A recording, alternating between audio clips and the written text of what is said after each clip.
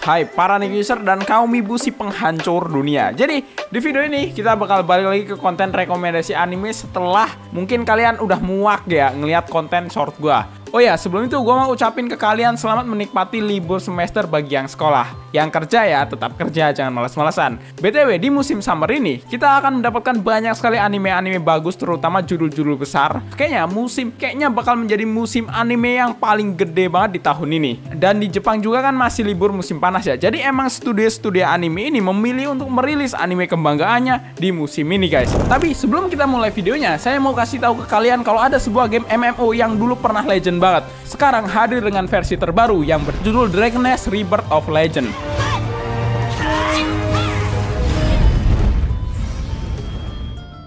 Di versi terbaru ini pada tanggal 6 Juni akan ada sebuah dungeon yang bernama Apocalypse Nest. Bisa dibilang dungeon ini adalah dungeon paling menantang di Dragon Nest karena membutuhkan kerjasama tim. Ya, walaupun kalian pikir ini hanyalah sebuah game mobile, kontrol di game mobilenya itu tidak cuma klik-klik doang. Ada dodge, timing, bahkan kombonya. Berasa kita main game action RPG yang bener-beneran membutuhkan refleks. Karena bisa dibilang mekanisme boss yang ada di game ini juga sangat intens, apalagi beberapa boss memiliki serangan yang sangat mematikan. Jadi kerja sama tim sangatlah dibutuhkan di dalam game ini. Dragon Nest Rebirth of Legend juga bukan sekedar pembaruan. Ada beberapa fitur-fitur baru yang akan memanjakan pemain lama dan mengundang para petualang lama untuk kembali.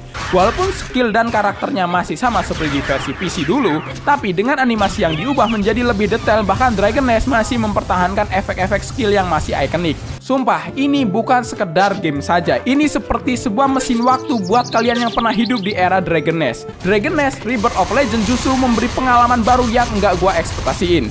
Jadi buat kalian yang skeptis, gua saranin kalian cobain dulu game ini. Gua yakin kalian yang pernah main game Dragon Nest di era warnet bakal suka dengan versi sekarang. Jangan lupa download Dragon Nest Rebirth of Legend dengan link yang saya sediakan di deskripsi video ini.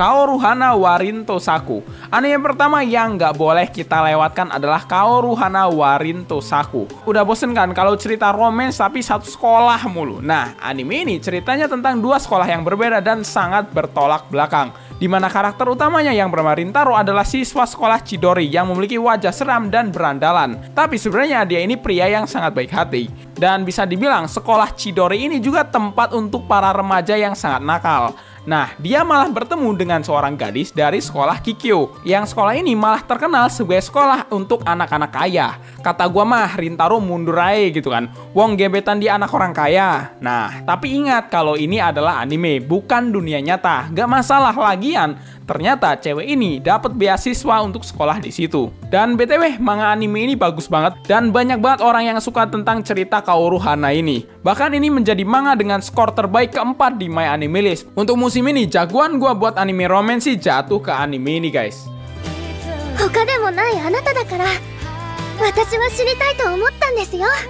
Tougen Anki. Kayaknya studio anime ini tahu kalau ada manga yang lagi populer dikit langsung dijadiin anime, apalagi kalau itu manga shonen. Mengambil mitologi berdasarkan kisah Momotaro yang ada di Jepang, darah Oni atau darah iblis dan darah Momotaro sekarang ini sudah diturunkan dari generasi ke generasi. Tapi masalahnya, Momotaro ini semakin lama semakin brutal untuk menghabisi orang-orang yang memiliki darah Oni. Sedangkan orang-orang yang memiliki darah Oni sudah mulai mengasingkan diri. Mereka ini tetap belajar mengendalikan kekuatan mereka agar tidak mati di tangan para orang-orang Momotaro. Unik ya, di sini malah pihak Momotaro yang jadi jahat, sedangkan kita dikasih persepsi iblis sebagai karakter utamanya. Gua kasih bocoran dikit, anime ini agak berat coy. Bakal mirip seperti Jujutsu Kaisen, bakal banyak banget karakter-karakter yang akan tewas. Jadi siap-siap aja mental kalian jika ada karakter yang kalian suka bakal dibunuh di dalam anime ini. Bahkan gua ngerasain ini anime seperti Tokyo Ghoul, tapi ceritanya dipegang sama GG.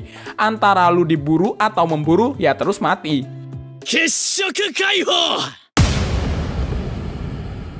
Suyokute New Saga. Setelah diundur 2 tahun karena masalah produksi, akhirnya anime ini akan rilis di bulan Juli besok. Gua nggak tahu ya ini anime kenapa diundurnya lama banget, mana dirilis bebarengan sama anime-anime bagus semua lagi. Kisahnya ini terjadi di sebuah dunia yang hancur oleh invasi para iblis, di mana karakter utama anime ini yang bernama Kyle, walaupun dia berhasil mengalahkan Raja Iblis dengan kekuatan terakhirnya, dia tetap sekarat dan hampir mati.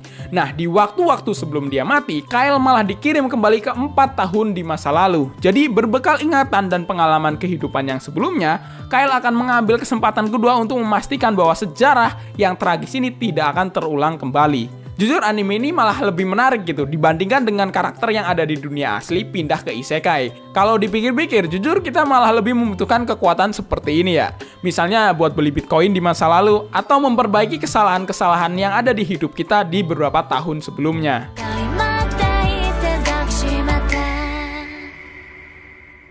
Sakamoto Days Part 2. Siapa sangka mantan pembunuh bayaran bakal rilis di musim ini. BTW ini Part 2 ya, bukan Season 2. Sebenarnya agak alay sih, kenapa nggak disebut aja Season 2 gitu. Lagian nggak ada bedanya, tapi ya udahlah. Lagian kalau kita pikir-pikir, part satunya emang nanggung banget gitu, cuma 11 episode. Setelah identitas karakter Slur dalang dibalik perburuan Sakamoto mulai terungkap, Sakamoto dan kawan-kawannya harus berhadapan dengan sekelompok pembunuh bayaran berbahaya. Mereka adalah Dam, Sao, Apart, dan Minimalis yang sudah nongol di episode 11 kemarin di part pertama. Nah, di sisi lain, The Order mulai mengambil langkah untuk menjegal Slur dan komplotannya. Gak banyak yang bisa gue ceritain karena memang gue cuma menikmati anime ini saja. Dan tunggu aja anime ini bakal rilis di bulan depan. Silent Witch Shinmoku no Majo Kakushigoto. Jadi di dunia ini ada aturan di mana para penyihir harus melafalkan mantra ketika menggunakan kekuatan sihir. Tapi ada satu penyihir yang dapat menggunakan sihir tanpa harus memakai mantra, yang bernama Monica Everett. Dia bisa melakukan sihir tanpa mantra karena dia adalah seorang yang pemalu. Bahkan dia saja tidak berani untuk mengeluarkan suaranya. Jadi Monica ini rela belajar mantra tanpa menggunakan suara hanya untuk menghindari berbicara di depan umum. Padahal bisa dibilang cewek ini adalah karakter yang overpower. Nah, masalah utama dia hanyalah kurang percaya diri. Emang agak aneh nih cewek, tapi ya itulah premis anime ini yang membuat karakter utama cewek ini menjadi imut-imut gitu guys. Shinmoku no Majo.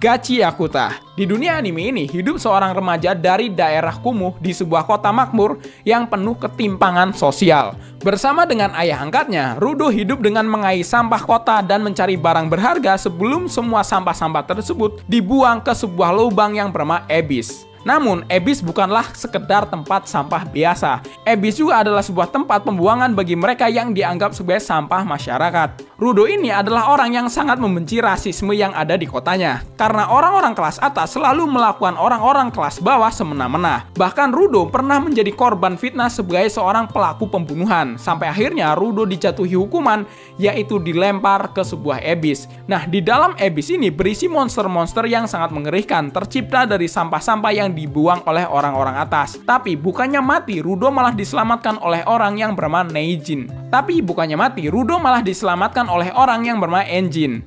Bisa dibilang orang-orang seperti Enjin ini adalah orang-orang yang bertahan hidup di dunia Abyss, yang diri mereka sebut dengan cleaner. Nah, disinilah Rudo bergabung dengan para cleaner untuk menguak apa sih yang sebenarnya terjadi di dunia bawah ini. Satu doang sih hal yang gua keluhin buat anime ini. Visual monster sampahnya itu bener-bener kaku parah coy. Karena lagi-lagi ya make 3D. Padahal bisa dibilang studio anime ini adalah studio yang sama membuat anime Boku no Hero.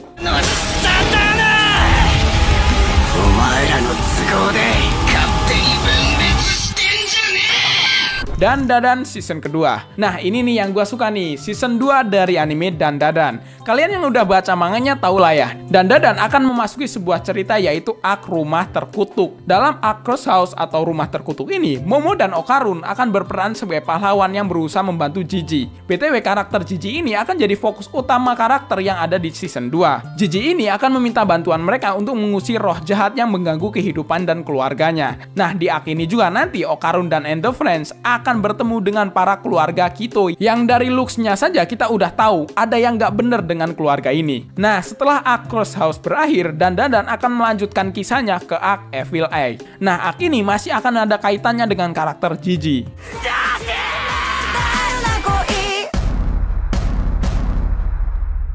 Nah, sebelum kita masuk ke list utamanya, gue pengen kasih beberapa honorable mention anime-anime ini, seperti anime My Dress Up Darling season kedua.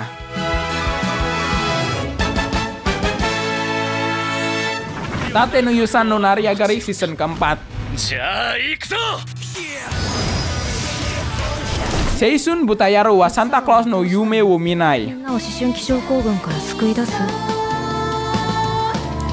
Kanojo Okarimasu season keempat. 2025年7月より Kaiju Hachigo season kedua. Sebenarnya kesalahan Kaiju tahun lalu karena anime ini berbarengan sama Dandadan. Padahal kalau kita pikir-pikir ya, nih anime bagus banget loh. Cuma menurut gua kurang dari animasinya saja. Kalau kita compare dengan Dandadan itu jauh banget. Tapi tetap oke. Padahal dari opening dan musiknya itu unik banget loh. Berbeda dengan anime-anime lainnya.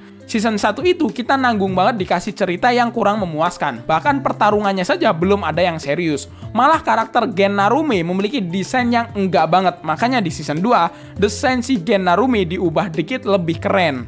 Ya gimana, dia ini karakter yang layaknya seorang Levi di Attack on Titan. Gua nggak bisa cerita banyak tentang season 2-nya, tapi semoga aja endingnya nggak ngeselin seperti di season 1.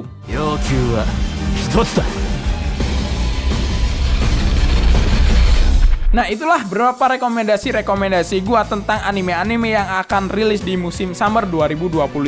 Menurut kalian mana nih anime-anime yang paling kalian tungguin? Tulis di kolom komentar. Seperti biasa, thanks for watching this video. Saya User nggak mundur diri. Sampai jumpa di next episode.